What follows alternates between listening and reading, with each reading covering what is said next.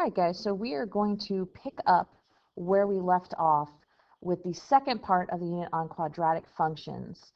And today's lesson isn't specifically about quadratic functions as much as it is about how to generally factor and solve all polynomial equations, not just quadratics. So we're going to do a quick review of some of the methods that we learned in Chapter 4, Part 1, and then we're going to do a couple of new things, and then we'll talk about some more stuff. So remember, whenever we factored, our first thing that we always wanted to do is we wanted to check and make sure and see whether or not we had a greatest common factor, right? I always said look for the GCF. So in looking at these two, they are both divisible by 4 and they are both divisible by x. So I would factor out a 4x, and that would leave me with a 2x and a plus 5. And that is considered fully factored because I have factored something out and the stuff inside the parentheses cannot be factored any further. And then we had our general trinomials. Now, if there was a number in front, we had to go ahead and we had to multiply the first number times the last number, and that would get me, in this case, a negative 40. And I'm looking for two things that multiply together to give me a negative 40 and add up to a negative 3. And they would be negative 8 and positive 5. And then remember, depending on which method you used, but I'm going to use divide and squish this time, we had to divide by our leading coefficient. You have to divide by the number in front. And so if it can be reduced, you reduce. Negative 8 divided by 2 is negative 4. So x minus 4 goes in my first set of parentheses. And then 5 halves cannot be reduced. So I'm going to squish the 2 up front, and I get 2x plus 5. And that is my second set of parentheses. And then you can go check. X times 2x gets me my 2x squared. Negative 4 times positive 5 gets me my negative 20. This gets me a negative 8x. This gets me a positive 5x. And negative 8x plus 5x gets me my negative 3x. A lot of you on your test, you got part of the method right, and had you gone back and checked, you would have seen that you had made a mistake somewhere, so you would have known, oh, maybe I forgot to divide, but you didn't check, so you got it wrong. All right, our perfect square trinomials, those were the ones where we had a squared plus 2ab plus b squared, and this was that pattern I said it would really be great if you could memorize, and that turned into a plus b squared. So for example, the perfect square here is x squared, which gets me an a of x. The perfect square here is 16, which gets me 4, so I get x plus 4 squared. And then we also had the one where if there was a minus sign right here, right, but everything else was the same, then we put a minus sign right here, but everything else became the same. All right, and then my difference of two squares, if I have a squared minus b squared, then it factors into a plus b, a minus b.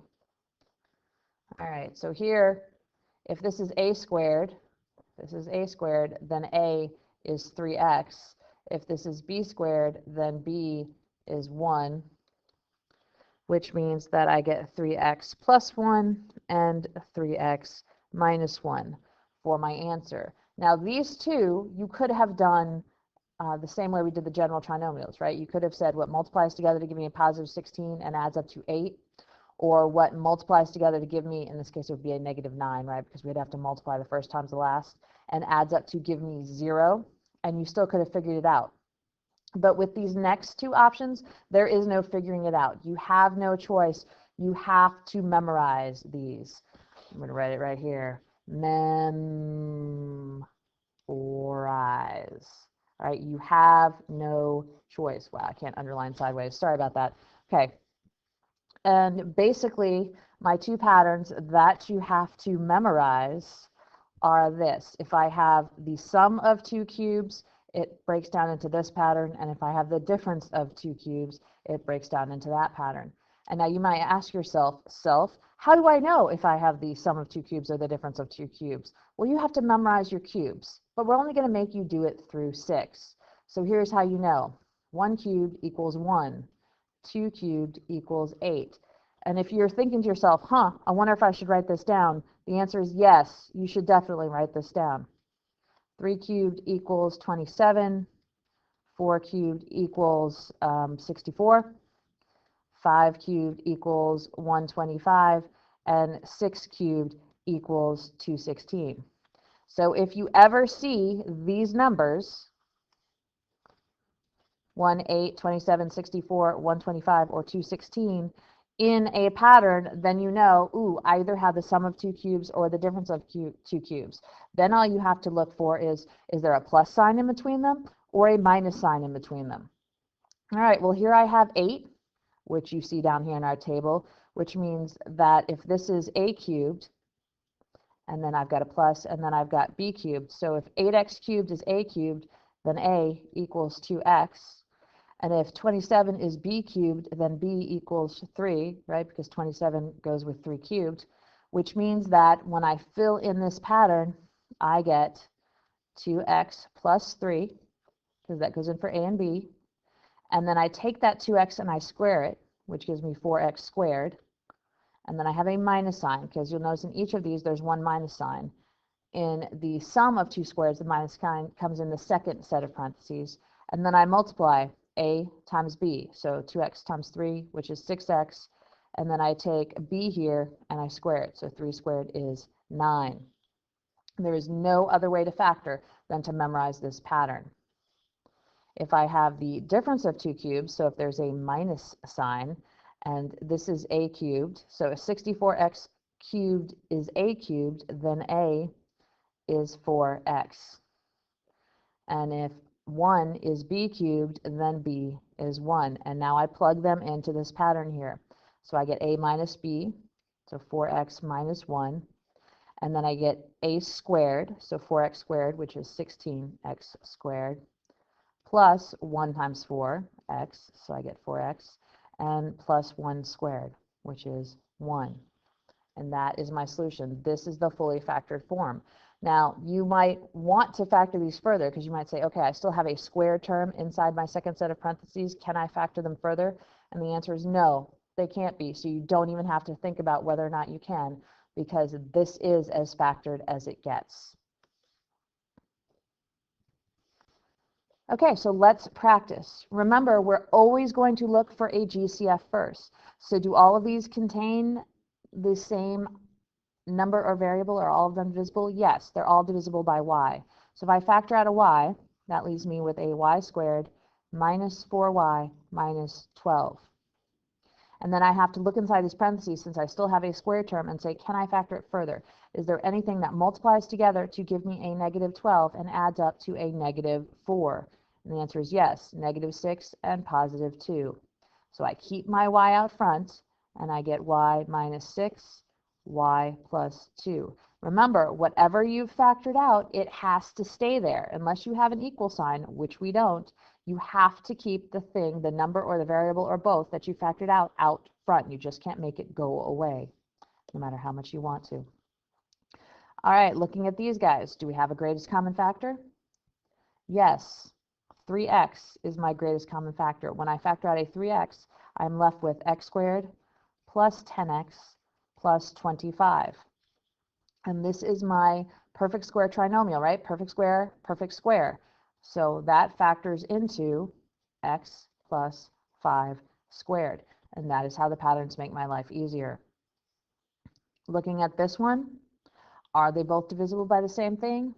Yes, they're both divisible by a 5g cubed, which leaves me with g squared minus 16. Can this be factored any further? Absolutely. This is my difference of squares pattern. So it factors into a g plus 4 and a g minus 4. The sooner you memorize these patterns, the better off you will be. So here come the ones that you have no choice but to memorize. I've got a perfect cube. I've got a perfect cube. So this is like a cubed plus b cubed. A cubed plus b cubed factors into a plus b, a squared minus, minus ab plus b squared. So in this case, the cube root of a is a, the cube root of 64 is 4. So I get a plus 4, a squared plus 4a plus 16. This is my difference of two cubes pattern. So that would be a cubed minus b cubed, which factors into a minus b. Oops, I just made a mistake. Hang on. Let's go back to this one real fast. There's a minus sign here, which I did not put. This should be a minus sign. Sorry, guys. Definitely, there should always be one minus sign. In the difference pattern, the minus sign is in the first set of parentheses, and in the sum pattern, the minus sign comes in the second set of parentheses. Sorry for that mistake. Okay, back to this. So a minus b, a squared, plus ab, plus b squared. All right, so if this is a cubed, then a is 2x. If this is b cubed, then b is 5. So I get 2x minus 5, 4x squared, then I multiply them together. 2 times 5 is 10x, and then 5 squared is 25. And again, you have to memorize these patterns. There is no other way to do it. So now we come to polynomials in which there are 4 terms. 1, 2, 3, 4. When they are 4 terms, the only way to do it is to factor by grouping. So we are going to group together the first 2 terms and the second 2 terms, and then we are going to factor out what they have in common. These first 2 terms both contain an x squared. So I factor out an x squared, and that leaves me with an x minus 3. Now, my second 2, these are both divisible by 16, but I always have to keep in mind this sign right here. Whatever the sign is of the first term in the set of parentheses, so in this case the 16, because that's negative, I have to factor out a negative. And then I factor out that 16, which leaves me with an x. And then remember, factoring out is like dividing. So when I divide 48 by negative 16, because that's what I factored out, 48 divided by negative 16 is negative 3. So whenever I factor out a negative, it changes this sign right here. If it was positive, it becomes negative. If it was negative, it becomes positive. If I've done this correctly, I should have the same thing inside of parentheses. Now I look and say, what do these have in common? Well, they both contain an x minus 3. So that's what I'm going to factor out, an x minus 3. And that leaves me with an x squared minus 16.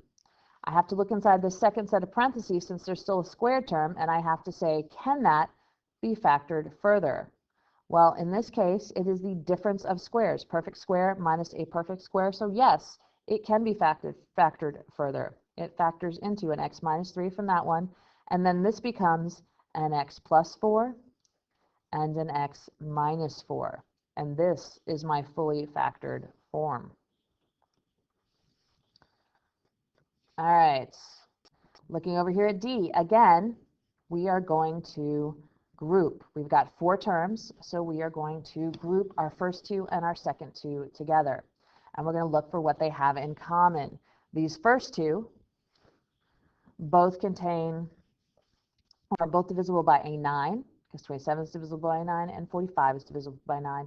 And then they both contain a t squared at least. So I'm going to factor out a 9t squared. That leaves me with a 3t and a 5, right? Because 27 divided by, or 27t cubed divided by 9t squared is 3t, and 45t squared divided by 9t squared, the t squareds cancel, and 45 divided by 9 is 5. All right, looking at these 2, I see that the leading one has a negative, so I know I'm going to factor out a negative, but they have nothing else in common, which means when you can't factor anything out, you have to factor out a 1. And so that leaves me with a 3t and a plus 5, because remember, when we factor out a negative, it changes this sign right here. Now we have the same thing in parentheses, so that's what I'm going to factor out, a 3t plus 5, and I am left with a 9t squared minus 1. Since I still have a squared term, I have to take a further look at these parentheses and say, can I factor it further? Well, again, we have the difference of 2 squares. 9t squared is a perfect square, 1 is a perfect square, so I can factor that further using my pattern. I keep my 3t plus 5, and then this guy factors into a 3t plus 1 and a 3t minus 1, and that is my fully factored form. I know you guys think this is a lot of work, but it's really exactly what we've been doing. We're just taking it one tiny little step further. Okay, now we're going to factor some stuff that has higher exponents than what we've been doing, right? We've been doing things that have squares, maybe cubes. Now look at this, we've got to the 4th power. But the factoring works exactly the same. The first thing I always do is I look for a greatest common factor. Well, both of these are divisible by 10, so I am going to factor out a 10. That leaves me with an x to the 4th minus 4. Okay, so here's the thing. If I have an even exponent, 2, 4, 6, 8, you know your even numbers, then it means it is a perfect square. All right? Anything with an even exponent is a perfect square because x to the 4th equals x squared times x squared, right? So whenever I have a pair of anything, that means I have a perfect square, which means that I have the difference of squares here. So I keep my 10, and I'm going to factor into my difference of squares pattern, which is going to be x squared plus 2 and x squared minus 2.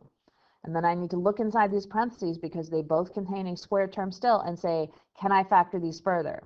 Is there anything that multiplies together to give me a 2 and adds to 0? Is there anything that multiplies together to give me a negative 2 and adds to 0? And the answer is no, there isn't. So this is as factored as it gets. I am done.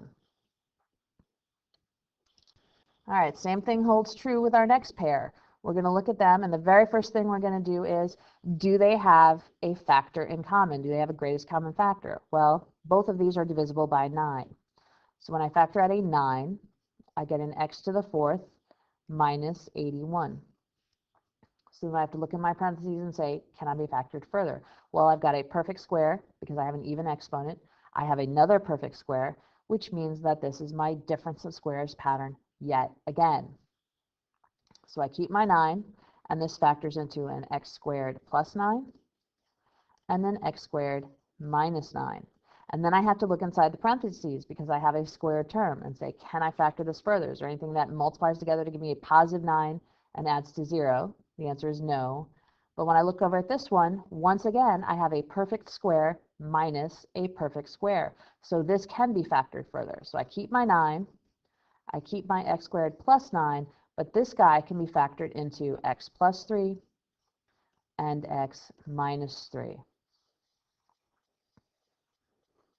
And I am done there. How's everybody doing? Is Adam flipping out yet? All right, what I want you guys to do now is I want you guys to pause the video, and I want you to work these 3 problems and these 3 problems and these 3 problems, right? The next 3 problems, or the next 9 problems, essentially, using all the methods that we just talked about. And once you've got your answers, I want you to hit play again and check and see whether or not your answers are right, and I will have the answers. If you get them wrong, please ask your sub what you did wrong, because she can help you. All right? So, beginning with this page, work the next 9 problems, and then hit play again once you've got your answers. So hit pause now. Okay, so here's your answers. Go ahead and check through them and see if they match the ones that you got. And if they don't, please go ahead and ask your sub about them. Here's the answers from the next page.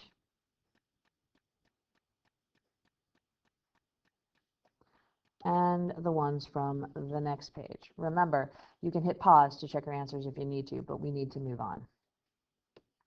Okay, so the last thing we're going to talk about today is, not only is it enough to solve your polynomials, but you need to know how many solutions you got and what type they are. And by type, we're talking about real rational, real irrational, or there's actually one more choice here, which we'll talk about in just a second on example K. So let's do this. We're going to start by factoring. So greatest common factor. Do these have a greatest common factor? Yes. It is n cubed. And then that leaves us with an n plus 6, and they are both equal to 0, which means that n cubed equals 0, which means that n equals 0, so there's one of my solutions. And then we have n plus 6 equals 0, which means that n equals negative 6. So here are my solutions. There are 2 of them, so that is my number of solutions. And then these are both real numbers, and more importantly, they are rational numbers, right? Because they are not non-terminating, non-repeating decimals, which means that I have 2, and then my type is real and rational. All right, looking at this next one, the very first thing I notice is that all of these contain an r, and all of these are divisible by 3. So I'm going to factor out a 3r. And that leaves me with an r to the 4th plus 5r squared minus 6. And then since I still have a variable with an exponent inside here, I need to figure out whether or not these can be factored. Well, r to the 4th is a perfect square, and r squared is half of that. So yes, this can be factored further. And then I need to know, are there 2 numbers that multiply together to give me a negative 6 and add up to a positive 5? And they are, in fact, 6 and negative 1, which means that this can factor into an r squared plus 6 and an r squared minus 1. Now I still have squared terms in my inside my parentheses, so I need to see, can any of these be factored further? And this one, the answer is no. But in this one, I have the difference of 2 squared, so it can be factored further. So I keep my 3r, I keep my r squared plus 6, and then r squared minus 1 factors into r plus 1 and r minus 1 using the pattern. Okay, now I've got it as fully factored as I can. So now I can go ahead and I can solve. Well, I've got 3r equals 0, which means when I divide by 3, I get r equals 0. So there's my first solution. And then I have, we're going to save this one for a second. I've got r plus 1 equals 0, which means that I have r equals negative 1. So there's a second solution. And then I have r minus 1 equals 0, which means that r equals 1. So there's my third solution. And then I got to deal with this. R squared plus 6 equals 0. Well, when I subtract 6 from both sides, I get r squared equals negative 6. And then I take the square root of this, and I get r equals, and then this is weird. I can't take a square root of a negative number because there's not 2 of the same number that multiply together to give me a negative number, which means that this does not have a real solution. It has an imaginary solution, and we're going to talk about that tomorrow. But for right now, all I want you to know is that it's imaginary, and there are 2 of them because there's always in pairs. Imaginary solutions always come in pairs. So I have 1, 2, 3, 4, 5.